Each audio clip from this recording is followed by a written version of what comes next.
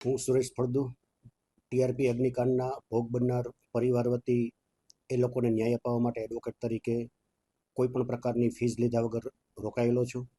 ગુજરાતની માનવ સર્જિત કુલ 4 દુર્ઘટનાઓ, તક્ષશિલા, હરણીબોટ, ઝૂલતો પુલ અને ટીઆરપી અગ્નિકાંડ.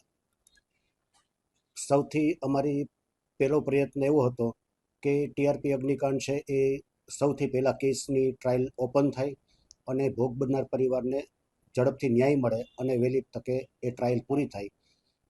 એ ભાગરૂપે ડ્રાફ્ટ ચાર્જ કરી અને સૌ પ્રથમ કોર્ટમાં રજૂ કરી દેવામાં આવેલો. ત્યાર પછી કોર્ટ દ્વારા આરોપીઓ સામે તહોમત ફરમાવવામાં આવેલ. કુલ 15 આરોપીઓ સામે ફરમાવેલ તહોમત છે એ આરોપીઓ દ્વારા ચેલેન્જ કરવામાં આવેલ. એ ઉપરાંત કેસની ટ્રાયલ ડે ટુ ડે ચાલે એના માટેના પ્રયત્નના ભાગરૂપે એક એપ્લિકેશન આપવામાં આવેલી, એનો પણ આરોપી દ્વારા વિરોધ કરવામાં આવેલો. આરોપીઓને કોઈ જગ્યાએ સફળતા મળેલ નહીં. ત્યારબાદ કેસની ટ્રાયલ છે એ ઓપન થઈ. આ ટ્રાયલ ચલાવવામાં સ્પેશિયલ પીપી તરીકે Tushar Gokani, additional special PP તરીકે નિતેશ કથિરિયા અને ભોગ બનનાર પરિવાર વતી હું રોકાયેલો. આ કેસમાં કુલ પોસ્ટમોર્ટમ કરનાર 6 ડૉક્ટરો છે. એમાંથી 5 ડૉક્ટરોની જુબાની છે એ નામદાર અદાલતમાં નોંધાઈ ગયેલ છે. એક ડૉક્ટરની જુબાની જે બાકી છે એની આગામી તારીખ 12/6/2026ના રોજ નોંધાવાની છે. એ રીતે જોવામાં આવે તો 4 માનવ સર્જિત દુર્ઘટનાઓ છે એમાંથી સૌથી પહેલાં ટીઆરપી અગ્નિકાંડની ટ્રાયલ છે.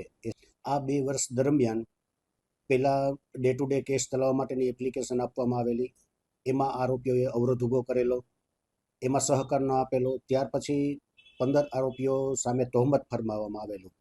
એ તહોમત આરોપીઓએ સ્વીકારવાની જગ્યાએ એને પણ ચેલેન્જ કરવામાં આવેલું અને ટ્રાયલ છે એ ઓપન ન થાય, ચાલે નહીં અને ડીલે થાય એવા આરોપીઓ દ્વારા અવરોધો કરી અને પ્રયત્નો કરવામાં આવેલ, જેમાં સફળતા મળેલ નહીં અને ટ્રાયલ છે એ ઓપન થઈ ગયેલ છે. હજુ ટ્રાયલ છે એ શરૂ થયેલી છે.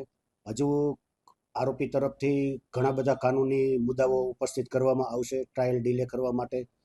પોસ્ટમોર્ટમ કરનાર ડૉક્ટરની જુબાની પૂરી થાય એટલે વિટનેસની સંખ્યા ઘણી બધી વધારે છે, પરંતુ ક્વોન્ટિટીની જગ્યાએ ક્વોલિટી વિટનેસ તપાસી અને ટ્રાયલ વહેલી તકે પૂરી થાય એવા પ્રયત્ન પ્રોસિક્યુશન તરફથી રહેશે. એટલે સ્વાભાવિક છે કે આરોપી તરફથી કોઈ પણ પ્રકારે હર્ડલ્સ ઊભું કરી અને ટ્રાયલ ડીલે થાય એવા પ્રયાસો કરવામાં આવશે.